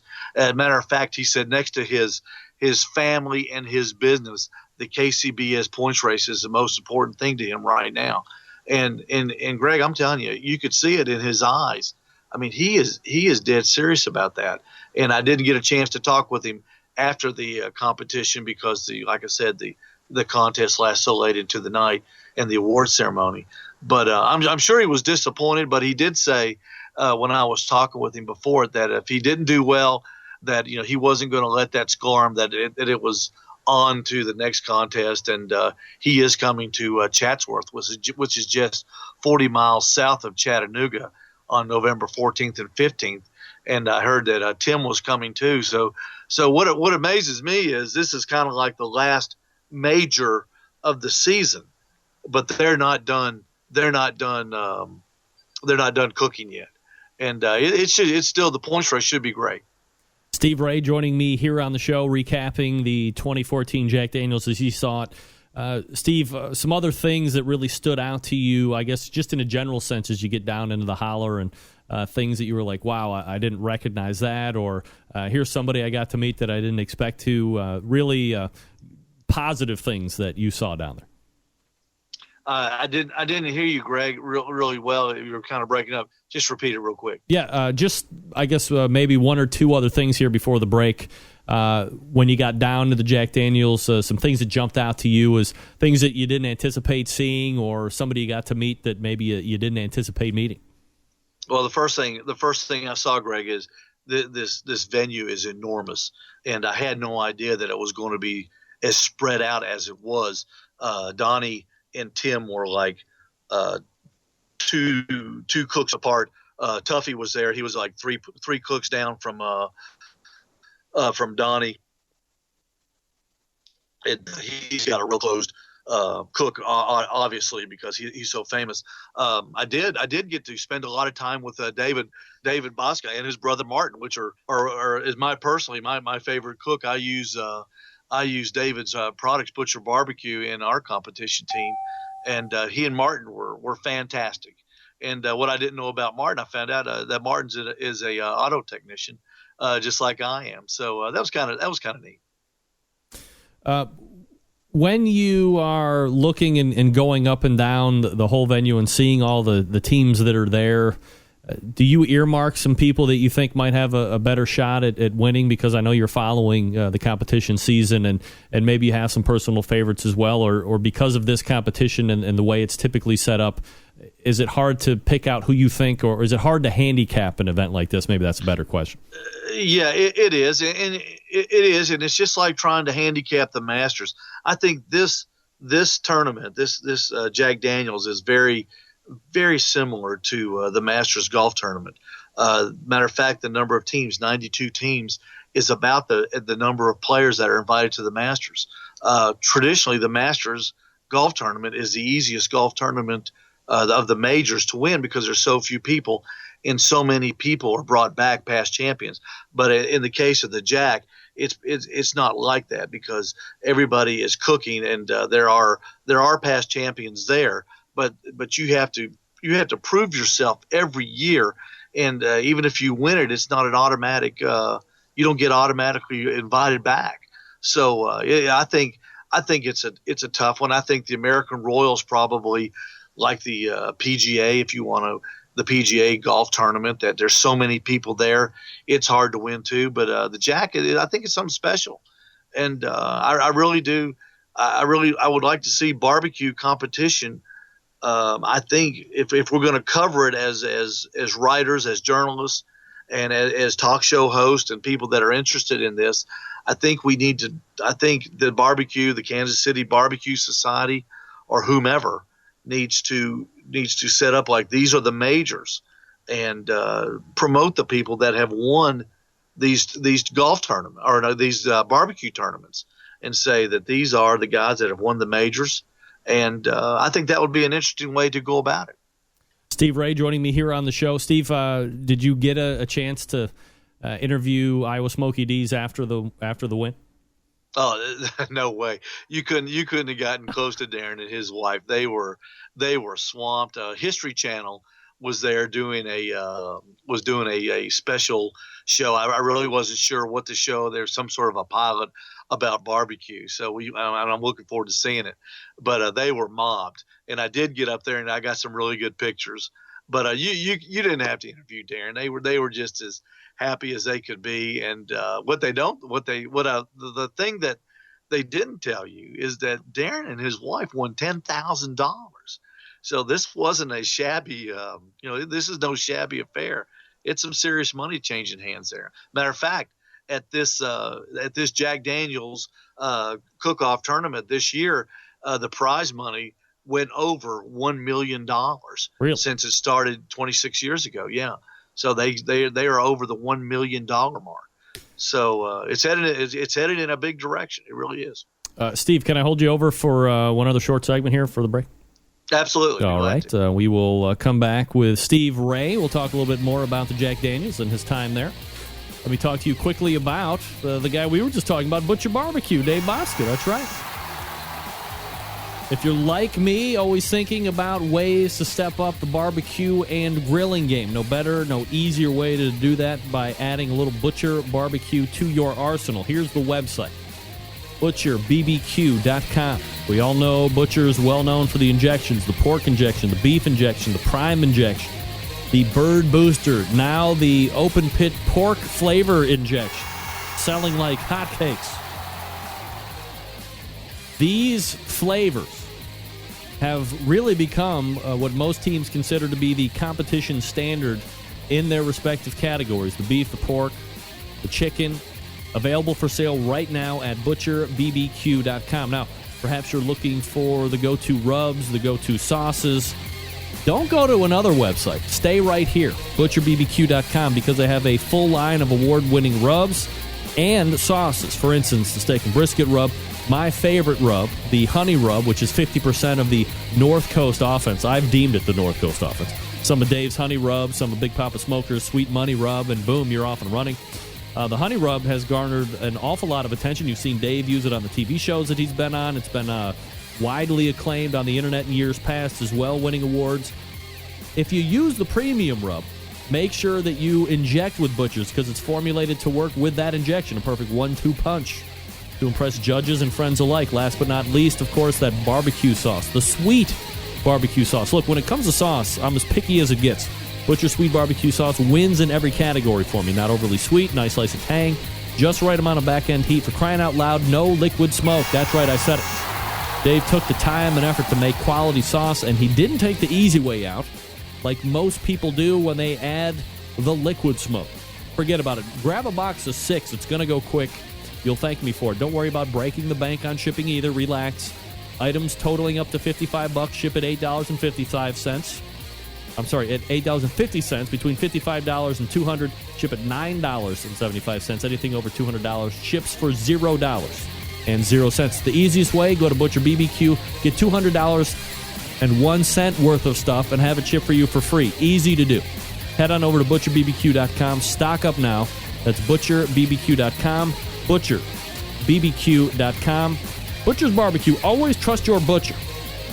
According to Dave here in this Instant Chat, he also had a little FaceTime on that television thing. Good for you, Dave. Well deserved. We are back with Steve Ray right after this. Stick around.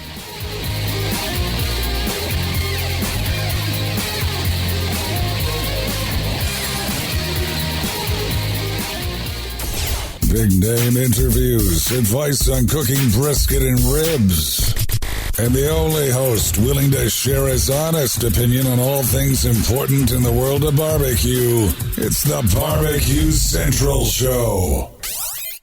All right, we are back. By the way, 4th place at the Jack Daniels for his sauce, Butcher's Barbecue sauce. 4th place. Chris Lilly, I believe, won the sauce contest for Big Bob Gibson's. So that sauce continuing to do well. I mean, I remember, oh my God.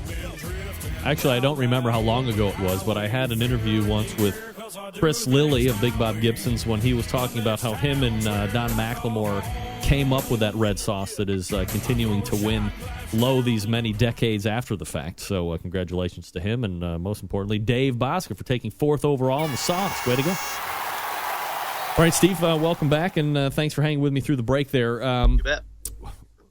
I saw your story that you wrote running into or having some time with the legend, and I'm interested in getting your take on if that was the first time you ever met Mike Mills, and I guess what kind of a aura or energy he puts off. You know, someone like yourself who has been so anxious to know everything about the industry and the sport that we're so passionate about. A lot of people want to take the time to see kind of where it's all come from, and certainly Mike has played a huge role in the evolution of competition barbecue, also on the restaurant side of things as well. But what was your time like with Mike, and what did you find enjoyable about him?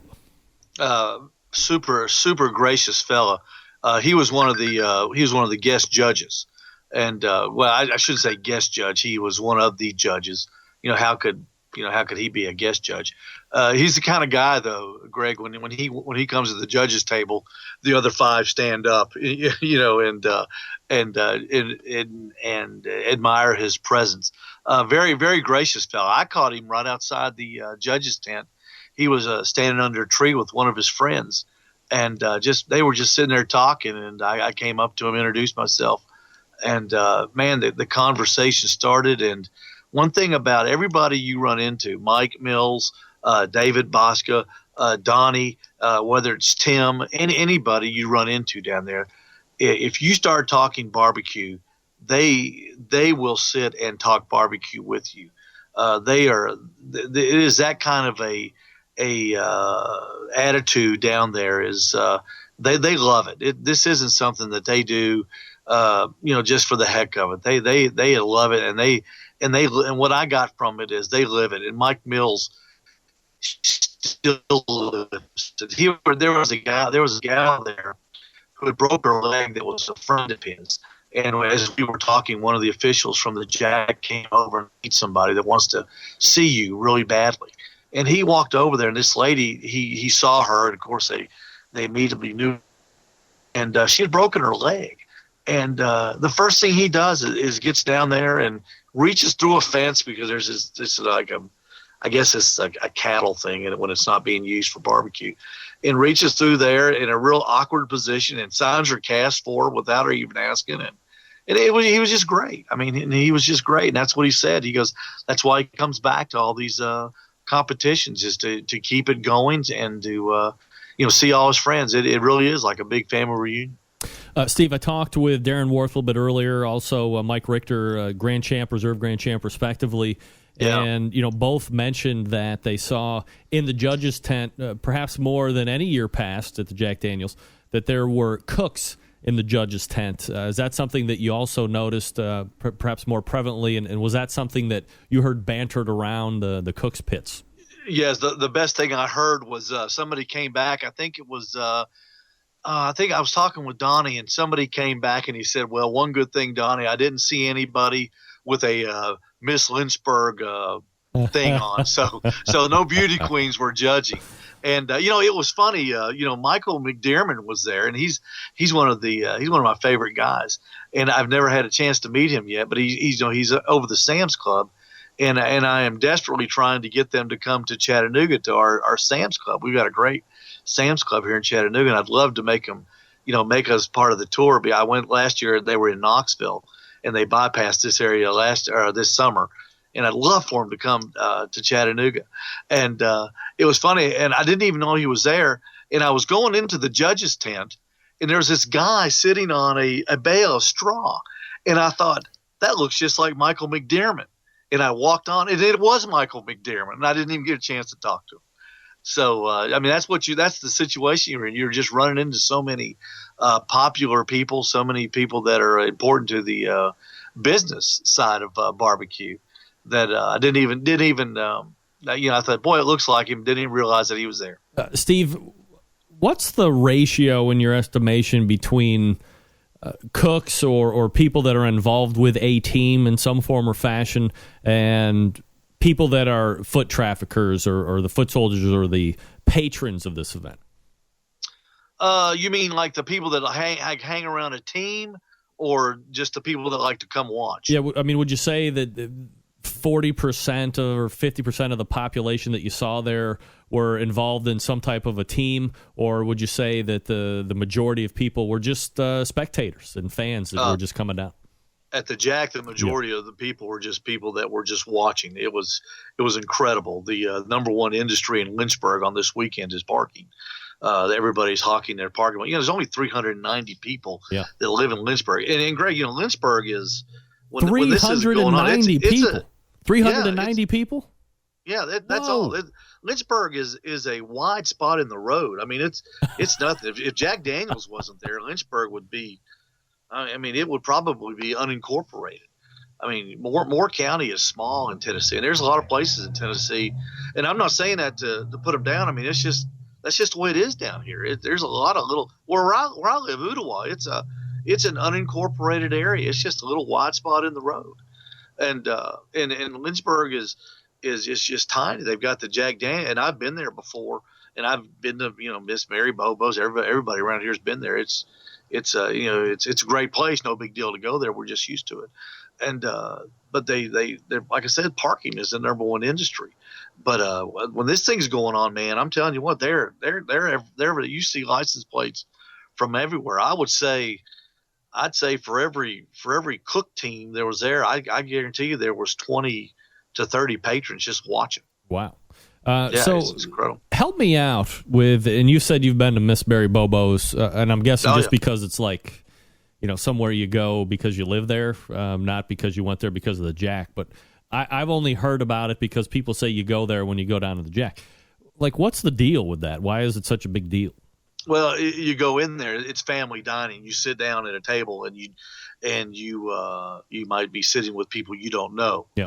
And I'm sure there's one in Cleveland, Ohio, just like that. We've got one here in Chattanooga that's like that. And every little town's got that.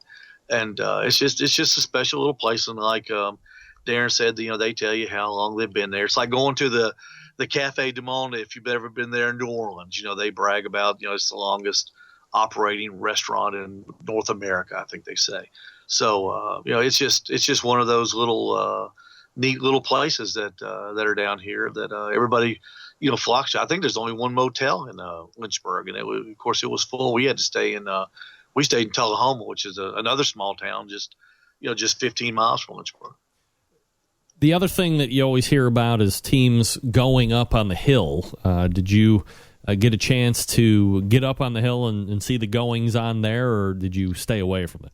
No, that's on Friday night. I didn't get there until Saturday. I do a radio show on Saturday mornings here in Chattanooga on ESPN about car repairs and things like that. So I had to do my show, and then I went up. But I'm not really sure where the hill is. Lynchburg is terribly flat. That part of Tennessee is a terribly flat place. So I'm sure if it was up on the hill, it was only 25 or 30 foot above sea level. But I mean, it's probably just a party at every I call them, I call them tournaments. A lot of places, a lot of people call them cook-offs, but every tournament's got a Friday night thing that they, after the cooks meeting, people get together and go to them. So, and it's a lot of fun. I'm sure they had a great time, but I like what Mike said. He's probably like me, the guy that finished second reserve grand champion. He didn't want to go there and start drinking and then mess up his cook, because I'm sure it could happen. Oh, for sure. I think maybe the lure of the hill is that maybe it's outside of the county, and maybe you're not allowed to drink in the county or something like that. I don't. Moore County, I think, is a dry county still. I know you can buy Jack Daniels, because when the last time we took a tour, you could buy it on the way out. It used to be that was the funny thing about Moore County. It used to be a dry county. You couldn't buy Jack Daniels there. But I tell you what, it was flowing on Saturday. Every trophy was a little trophy of Jack Daniels himself, and it had a little board on the side of it, and it had a little square cutout, and that's where they put the fifth of Jack. So everybody got a fifth of Jack Daniels that won a trophy. Oh, wow. That was really neat. I guess in your summation of the event, Iowa Smokey D's wins. Chix, Swine and Bovine comes in second. A lot of great teams finishing very well. Some of the teams that maybe expect to tumble a little bit and finish towards the middle of the pack, but out of 92 teams, becomes somewhat of a crapshoot, especially given the history of how the judging goes, although it seemed to have been a little bit bitter this year. What was the overall reaction to some of the teams as everybody's kind of heading out? Did you grab anybody on the way out to get reaction and feedback from? And I guess what's it like? What's the anticipation coming in, and what do you see leaving Lynchburg? Well, the one thing I took away from it, everybody was a lot happier with the judging. Now, I had never been before, so I don't know how the judging was, but I think they were more serious people. There weren't there wasn't Miss Moore County. It wasn't Miss Coffee County. Barbecue. It was knew and appreciated good food. One neat thing I did get to do with my press credentials, I got to roam the judging, and I had never done that before at any contest. So I got to actually stand at the tables as the table captains were passing the boxes around, and as the judges were taking the food. And one thing that really amazed me as being a pitmaster and sweating over the boxes, how they look. They don't look at the boxes that long. It seemed to me that they were looking for something that maybe was out of place. If everything looked normal, I saw a lot of 8s and 9s being written down. I didn't see any 7s, didn't see any 6s or anything like that. Really, that was kind of neat. The presentation of the boxes is that fast. I mean, they don't waste any time. They just move that thing right down the table, and the judges look at it, and then they move to start putting the food on the plank. So as a competitor and seeing that, is that something that you're going to or that you have made a note about? And so the next competition, I mean, obviously you want to make sure everything's in place, but maybe you're not going to be spending 5 hours on each box. You might, cut that in half. Yeah, we've gone from parsley to lettuce, and that was thanks to Rub Bagby. He showed us how to make a pretty nice box out of lettuce, and that was a big help. That cuts your box time down, Greg, from, I'm not kidding, 30 minutes to 3 minutes to 4 minutes per box. And that was a godsend for us. That was the biggest thing I took away from the school. One thing I did learn was the sauce on the ribs. We've been way off on our team. The ribs that I saw, and I did get to taste a lot of the competition food. I didn't know whose food I was tasting, but they brought a lot of the food back to the media area, and you got to pick. And I mean, I ate some pretty good ribs, but the sauce on the ribs was very thick. It was almost like a candy apple, and that's one thing that stuck out to me that I'm going to use in our future cooks. And we're going to be at Chatsworth too. I know Donnie's going to be there with Warren County Pork Choppers. I heard Tim's going to be there with True Bud, and we're looking forward to seeing them. And that's just in Chatsworth, Georgia, just is 40 miles south of here. How many events do you see Owl's Nest BBQ doing next year? Is that something that you have to get together with the team with and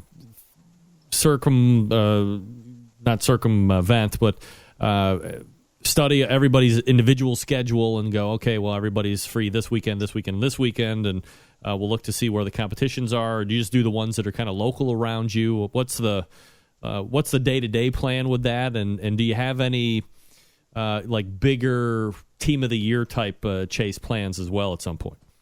Not yet. We all have jobs. My friend Dan Grease, who's my fellow pitmaster in our barbecue team, he's a realtor.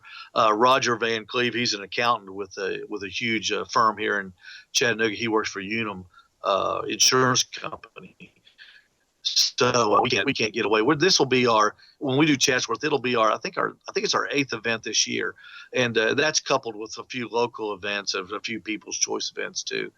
But we love it, Greg, and if we could do 25, we would do 25. But at our age and in our space in life right now, it would be impossible to.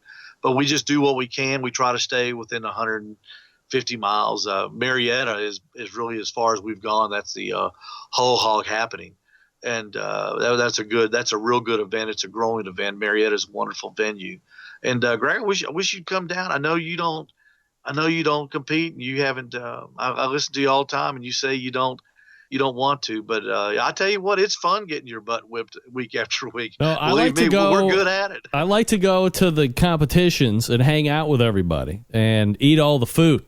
Yes, I like that part. But I honestly don't. I mean, if I'm going to spend $600, I'll do it in the backyard. I'll cook up a whole bunch of barbecue. Everybody will tell me they'll love it. And it'll be great instead of going down and having all you guys kick my ass all over weekend. I mean, come on. I go to win. That's it. I tell you, we had two 35th place finishes in a row, and it was kind of funny. We said that we own 35. If 36, if you want to get to 34, you got to come through Owl's Nest BBQ. And we finally got a comment note. On some of the judges give little comment cards. We got one in Marietta, the first one we ever got, and I think it was a lady, because you could tell the handwriting looked like a lady, and she said she gave our chicken a 5 in taste. And I've never seen a 5. I mean, that was like, wow. And she said it had an undistinguishable taste. It didn't taste like chicken. And I looked at my buddies. I said. Everything tastes just like chicken. Yeah, even frog legs, except our chicken. Yeah. So we're going to change meat companies. We're going to try to find some thighs that taste like chicken next time. Well, probably a good idea. Get the chicken that tastes like chicken. Steve Ray is the pitmaster for Owl's Nest BBQ. Steve, do you guys have a website or anything you want to pass out tonight? No, we're on Facebook, but Midnight Oil Steve Ray is my main Facebook page. That's my service station. We put all of our barbecue stuff on that. All right. And much appreciated, by the way, when you scroll the show banner stuff on the sign out there, man. That's awesome. Oh, it's fun. We're big fans, Greg. I tell you, I Googled. I knew somebody out there had to have a radio presence about barbecue, and I Googled it. Yours came up, and that was about a year and a half ago. And we've been faithful listeners. If we don't catch it live, we always watch it during the week. And you do a fantastic job for this industry. A great deal of thanks for keeping it in the forefront. And I mean, man, you get the guests. I mean, you've had them all. I mean, from Myron on to Tuffy to Melissa. You cover the Pitmaster show, but you also cover Darren. And I know Darren's been on television a couple of times. And but you cover everybody, and I as a person that is a fan of barbecue and a fan of this industry, we appreciate you. I appreciate you saying that, Steve. Continued success, and we'll talk soon, man. Thank you, man. Appreciate it. All right, there he is, Steve Ray. Midnight Oil, baby. Yeah, that's right. All right, that's gonna do it for this show this evening. All the way back in the first hour, we had the grand champion of the Jack Daniles 2014 competition, Darren Warth, Iowa Smoky. Boom. Then, following him, we had the reserve grand champion of the 2014 Jack Daniels. Mike Richter of Chix, Swines and Bovines. Second hour, 2 segments worth of Steve Ray recounting the Jack Daniels, how he got into competition barbecue as well. Always interested in hearing how people get into the barbecue deal and how they follow it down there. Giving props to Rub, Bagby, and then sponsor of the show, Dave Bosca. Boom. Learning curve, baby. Learning curve. Next week, you will find the first week of November in full swing. And, of course, the first week of every month brings Hall of Fame, pitmaster, celebrity, TV show hosts. And on this show, the Ask Dr. Barbecue segment, Ray Lampe will be joining us amongst a host of others. So I will tell you this. If you have raw cast iron, season it each and every time. As it then starts to cool down, hit a little brush, then a little Pam, a little Crisco, let it burn back in. Generations of rust-free service. Believe me, I know what I'm talking about. Also, September 11th, 2001. I will never forget. Till next Tuesday at 9 p.m. Eastern Standard Time, is your program host and proud U.S. American, Greg Rempe. Good night now.